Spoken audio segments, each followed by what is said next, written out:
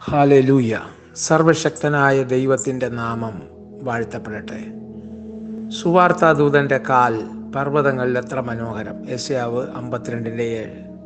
പ്രിയ ദൈവമക്കളെ, കർത്താവായ യേശുവിൽ വിശ്വസിക്കുമ്പോൾ നമ്മൾ സ്റ്റൈലിഷായിട്ട് നന്നായിട്ട് ജീവിക്കുന്നത് ദൈവം വെറുക്കുന്നു എന്നാണ് ചിലർ വിചാരിക്കുന്നത്. ആഭരണം ധരിക്കുന്നതോ അതുപോലെ സൗന്ദര്യമുള്ളവരായി ജീവിക്കുന്നതോ ഇതെല്ലാം ദൈവത്തിന് ഇഷ്ടമില്ല എന്നാണ് ചിലർ ചിന്തിക്കുന്നത്. സത്യവും സൗമ്യതയും നീതിയും പാലിക്കേണ്ടതിന് നീ മഹിമയോടെ കൃതാർത്ഥനായി വാഹനമേറി എഴുന്നള്ളുക എന്നാണ് 45-ാം സങ്കീർത്തനം 4-ാം വാക്യം പറയുന്നത്. പിന്നെ നഹൂം പ്രവാചകന്റെ 2-ാം അധ്യായത്തിൽ പറഞ്ഞിരിക്കുന്നത് അഗ്നിമയ രഥങ്ങൾ തെരുക്കളിൽ ഓടുമെന്നാണ്. ദൈവത്തിൻ്റെ കയ്യിലുള്ളത് അഗ്നി രഥങ്ങളാണ്.